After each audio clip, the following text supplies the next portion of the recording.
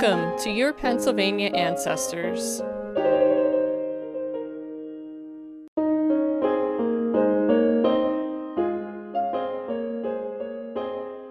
This is Denise Allen with PAAncestors.com. In genealogy, we spend a lot of time talking about brick walls. The term brick walls refers to areas where we're stuck in our genealogy research, and this usually involves trying to find the parents of an ancestor. Sometimes it's even when an ancestor specifically arrived in America. In this episode, I had the great fortune to interview Michelle Ebert, a 10-year volunteer and board member of the Berks County Genealogical Society. She's been helping researchers for over a decade to help break down their brick walls using local records in Berks County. She has helped hundreds of people and really knows what you've been struggling with and can give you advice on how to break down those brick walls. And now, here's Michelle.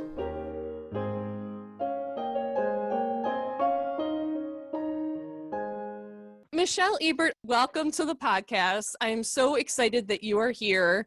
You're a board member on the Berks County Genealogical Society and also have been a volunteer for quite a long time, helping members and non-members, visitors to Berks County, do research in the library to help find their ancestors. I would love for you to tell the people listening how you got involved in genealogy and why you're volunteering so much time with the Genealogical Society. How I got involved in genealogy. My mother, she had to quit school when she was 16 because her mother died and she was one of the eldest, so it was up to her to take care of the brood of kids, and they did have a big family. And through this, her and her sister became exceedingly close. And they used to sit and talk about their life when they were growing up. And I always was one that really enjoyed listening to stories like that. And one of the stories that they said was my great-grandfather, who they came from Schuylkill County. And I always said that I am a second-generation coal cracker because my mother was the first to be born down here. But they came from Schuylkill County, and my great-grandfather, when he died, he was wealthy, and they never found his money. So through this, I decided I was going to try to find out more information. And I went over to the local genealogy place, which was Berks County Genealogical Society, walked in, didn't know anything other than my grandfather and my grandmother's name and my great-grandfather's name. And I walked in and I talked to the one woman, and I was lucky.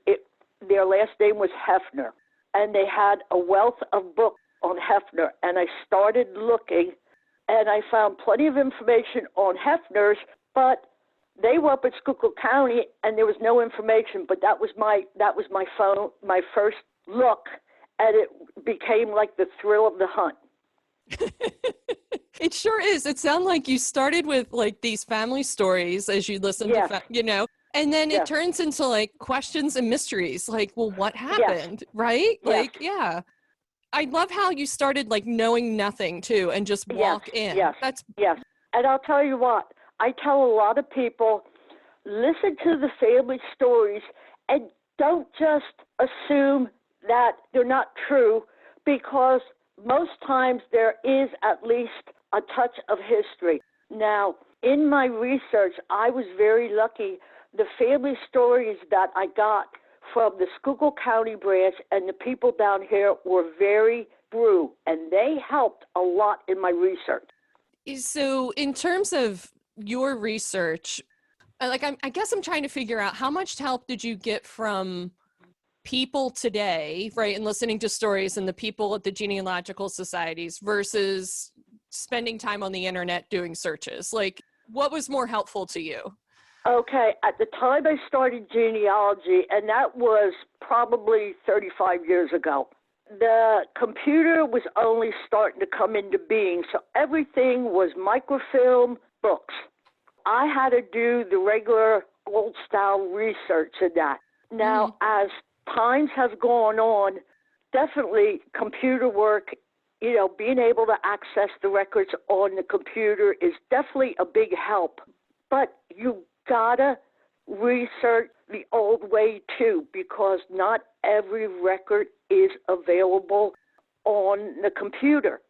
And also too, when you go back to the 1700s, that you got to remember, these people got off the boat, they didn't speak the language, they had accents, people were not highly educated, they spelled phonetically, and also too, with the accents, a lot of times you didn't understand them. So you have to go back to the records, and you have to be able to look at everything. And I still feel, even if what I'm looking for is on the computer, a lot of times I will go back and look at the book also, because in the index, you can look at how they spell the different names. Yes, that is such a great tip. And that is something that when you're doing an internet search, you don't necessarily get that context of all the different names. Exactly. And not only that, even if you have the different variations of the names, I've seen the names, spelled, and it is nowhere near the variation that it could possibly be. And that is especially with the Germans because of the German-style handwriting. And Berks County, most of their immigration was German, especially in this area. Now, there was other groups that came in, like the Moravians and the Swedes, but we had a very high percentage of Germans. And plus, their handwriting was so different. And when people translate the German records, they interchange the different letters. It's so easy to have a different spelling. It really is. So that you just shared about the spelling, you obviously learned that in doing your research. Oh, yeah. And so how long have you been doing, you said 35 years of doing your own genealogy research, yes. But how long have you been volunteering in Berks County Genealogical Society? I would say close to 10 years. Wow, that is awesome. And what have you learned in that time about genealogy research, records, and helping people? Being a volunteer, I have definitely learned much more of what is available in our library. Also, too, I still ask questions to this day. Even though I've been doing this for over 30 years, you can still learn. I think for people that haven't contacted a genealogical society at all, like they've never walked into one, they've only done searches on Ancestry, I don't think they realize exactly what might be at, I guess, any genealogical society. But I know Berks County is pretty special and has a pretty extensive collection. So what kinds of things do people come there for, or do you show them that they're like, wow, I didn't know you guys had that? Well, first of all, I try to find out what they're looking for and what family they're looking for. And we are a self-help library, which means we are there to help you, and we will help you, we will answer your questions, but you have free range of the library. I really like the concept of being able to walk around and look, because you don't always know exactly what you are looking for. And there have been so many times when I was doing research myself, I walked around, looked at books, opened them up, and found stuff that I would never have even thought of. I totally agree. I do the same thing. So I know like BCGS has like all these transcribed and indexed church records, right? Yes. I think it is one of the most extensive, well-organized collections quite frankly, I've seen anywhere. Thank you. It's incredibly thorough. And the other piece that the Genealogical Society has is that history of what churches are in what townships or as when, because you don't even know which records to look at. And you got to remember that Berks County was formed in 1752. Before that, it was part of Lancaster, I believe Philadelphia, and Chester. And when we finally were formed, I mean, over the years, the township were broken down, new were added. So it also helps to know how the towns, how the county was formed and how the township evolved over the years. Yeah, and you can only really get that information from people that live in the area. I mean, I've asked the Pennsylvania State Archives, and they don't have historical maps of every county and every township formation. I mean, it doesn't exist. People didn't keep that because it really wasn't necessary, Right. And even with my extensive research, it's hard to find early maps that show and give a lot of information about early counties in Berks. In your time that you've spent just helping all kinds of people that walk in, right? So there's people that literally call, they find out that we're open, or email and come in. Yes. And so you really don't know what they're coming in for. I mean, they think they know, and you think, but your goals kind of change while you're there. And a lot of people come in with brick walls, right? Because they've hit a kind of an end to their research online. And so what's your advice for those folks? Maybe they're frustrated or they sat with this problem for a while. And for brick walls, first of all, I tell them if their frustration is high, they need to put it aside for a while, because if you're frustrated, you're going to be snappy and you're going to be very quick to grasp at anything that looks like it might be, which is going to give a much higher percentage of having the information wrong. The second thing is you need to sit down and review everything you have very carefully. And did you miss something? The next thing is, did you look for everything?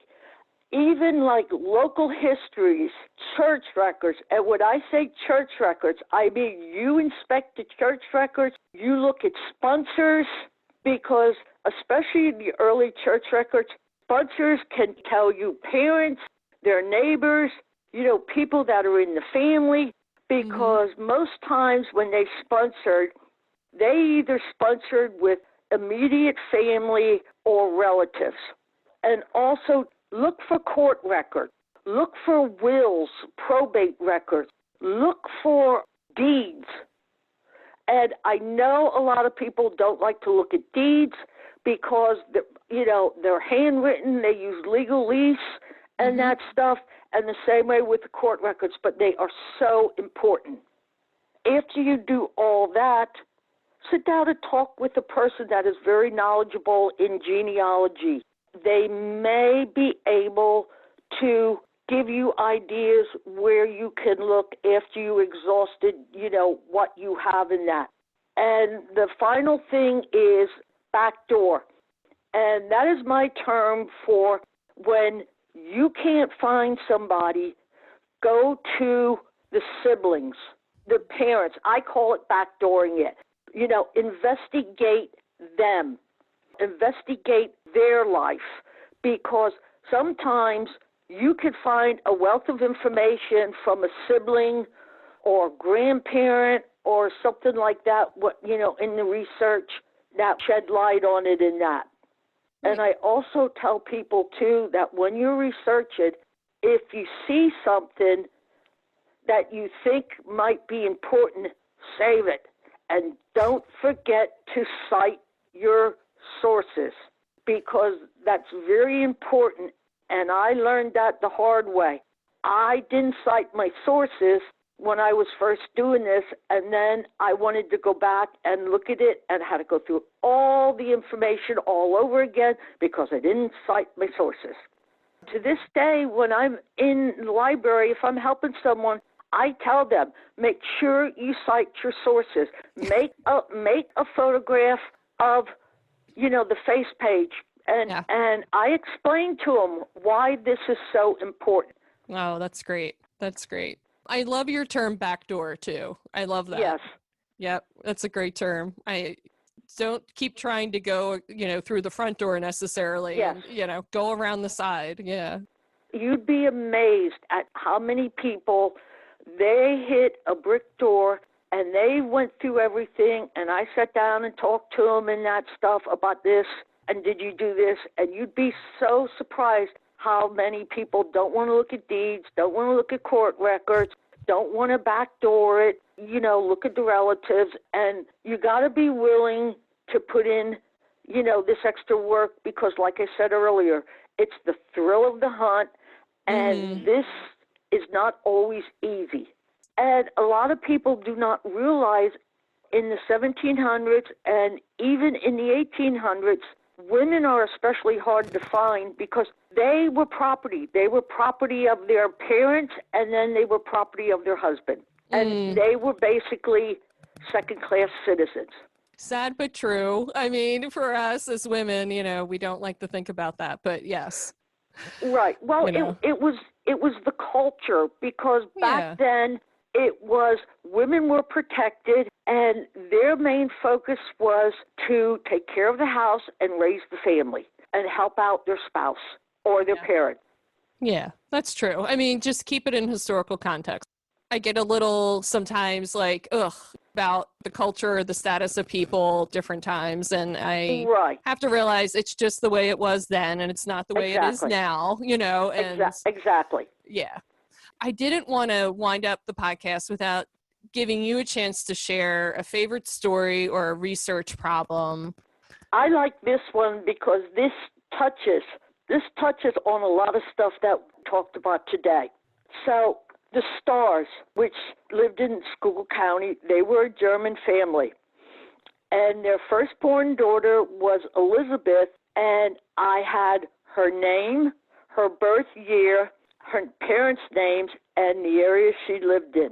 And after that, other than the censuses and church record that showed she was baptized, all that, there was nothing else on her. And through the years, I researched her, and I couldn't find anything on her. And one day I was researching her brother, and I came across a court document. There was a contest about the estate after he died in that. And I found a memorandum in the court documents that narrated the family history. And one of the key documents, I shouldn't say key documents, but one of the key items that was in that memorandum said that Elizabeth was still living in 1880. She didn't die when she was young. So I was fortunate where most of the family went to one church. So I went back through the church records and I really looked at them carefully. I looked at them and I really paid attention to the sponsors. And through the sponsors, I developed a theory, and at that time it was circumstantial in that, where it linked the family together, brothers, sisters, the grandparents, which would have been her mother and father, and who she married, supposedly. So I started looking for that, and I looked through everything. I looked through newspapers. I looked through church records, in the area they were. Now, she lived, at that time it was Norwegian Township, and it eventually settled into Branch Township up in Schuylkill County, and the person she married lived in Pine Grove, and that was not that far away. But I looked through the newspapers, everything, and I was looking for something, a record that stated that her last name, her maiden name was Starr. And I looked for a number of years, and I'd get frustrated, and I'd just, put it away. And I sat down the one time, and I was thinking about this, and I decided to do backdooring. So I started looking at her children, and I started tracing her children. And the one child lived long enough that she had a Pennsylvania death certificate. And when I looked at it, it said, Father David Clemens, Mother Elizabeth Starr. There was my proof. There you go. Wow. There was my proof. And when I saw it, I sat there and I just said, oh my God, I found it. And I just sat there for about 5 minutes and I said, I can't believe it. I found it. I found it. I feel like we need confetti to come out when we Yes. find these, like the Yes. document that closes the loop of the mystery. Yes. Oh, man. Yes. That's fantastic. So just to reiterate, you were stuck, and so you went down a generation to her children to then look. That's fantastic. And it wasn't super important because it wasn't a direct descender. Now, other people with brick walls, if it's a direct descendant, yes, it's definitely more important. So important to remember, if you're frustrated, you have to lay it down and let it go. If you're frustrated, that is not going to help. It's so true. It's so true. Michelle, was there anything else that you wanted to tell people about in terms of your experience in doing genealogy for so long and being so highly involved in a genealogical society? Any other advice or information that you want to share with people listening who, again, are probably people that are just computer people, right? And I don't mean just, but they've Right. only done genealogy through computer websites and haven't done it the old-fashioned way, as you called it. Well, we have now with the younger people, they were raised on computers. So they don't want to do the books and the old type research because they don't know any better. They think everything is on the computer and it's not, and you have to go to the books and that with this stuff, and you have to be willing to be able to sit down and go through the book. Mm-hmm. And I blame a good percentage of this on the different commercials we see on TV. They make it sound like it's so easy, where you go on the computer, you type in the name, and all this information comes to you. You're like the third person I've interviewed that has told me that exact same thing, where they place the blame. Yeah. Right. Now, don't get me wrong. Yeah. The stuff that's on the computers is very good. It's a lot of information, and it's needed. But people don't understand that just because they bring up this name does not mean that this is your person. You have to, you have to know the history of where they came from, how the townships changed, and all that stuff. And you have to analyze your records. I think that's so important. Like, really put the thinking into it. What was the circumstance that created this record? Where were these people living? Who else was around when they made it? Like, things like that. Like, is that what you're thinking? Right. And not only that, don't have to pay a lot of money to take courses. There is a wealth of information on how to do things on the internet. There's podcasts. There's website that will give you information. You go to your local genealogy site like us. We have a section on how to do genealogy that you can read up. Our volunteers are very knowledgeable. They can give you information. There's magazines. There's books you can buy to read. I mean, there's, you got Family Search that they have wiki, and they have videos. Ancestry Academy has videos, but they're geared to Ancestry themselves. I mean, there's plenty of information around that you can get that is free or nominal price. Yeah, so don't worry about investing a lot of money to necessarily, I get exactly. That. Yeah. And another thing is, as you work on your genealogy, as you're working, you're learning things as you're working. Yeah, that's right. Right. You genealogy isn't just about sitting and learning about it. It's about doing, right? As you do it, then you learn things, and then it helps you do the next step of the research. Yeah. Exactly. And especially if you go to a society and they have knowledgeable volunteers, I mean, they can help you with the next step, and they can give you information about which direction you should be heading, and or where you might look for more information like that. Michelle, is there anything else that you want to share with people before we wind up the interview here? Our information at Berks County Genealogical Society. We are Berks, but we do have information on the adjoining counties because during the early formations and the early times, people did not stay in one county. They were back and forth.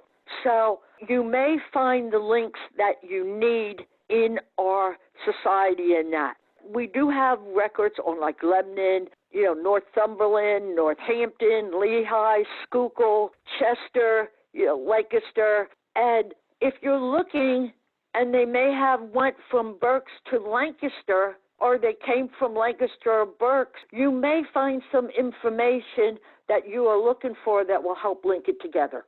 I think people are really missing out if they know they have ancestors from a specific county in Pennsylvania, especially some of the early ones like Berks. Yes. You gotta call. You gotta spend the $30 or $35 to join and be a member and go through the website resources and then submit some research requests if you're far away or come visit us. Exactly. Exactly. And really just spend a day or two with us and we'll walk you through everything that we have and be amazed what you can find and the connections you can make to not just dead people, but living people who could be like fourth, fifth, sixth cousins of yours, and you could share some ancestors. Exactly. Yeah. Exactly. Well, Michelle Ebert, thank you so much for being on the podcast and just really sharing the depth of your experience and some really great stories with us. I think people listening will be more motivated and more excited to really dig through the records on their ancestors, all the records, not just the ones on the computer, and step out and make that visit to any genealogical society. It doesn't have to be Berks. It can be anybody, and the answers that they want on their ancestors. So thank you. And thank you for inviting me to do this podcast.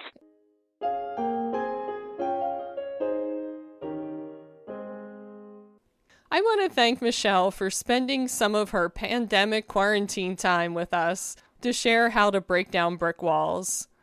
Berks County Genealogical Society is open now with limited hours for researchers, and you can make even remote research requests if you can't make it in, which is completely understandable given our circumstances.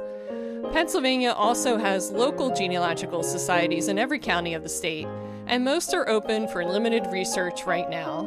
If you're looking for a list, go to paancestors.com.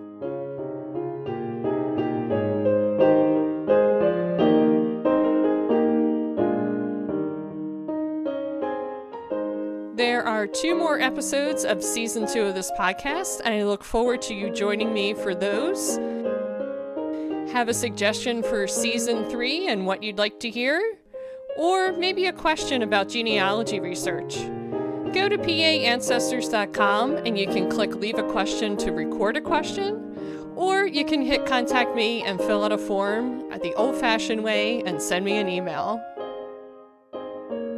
This is Denise Allen, and I hope you enjoyed the episode.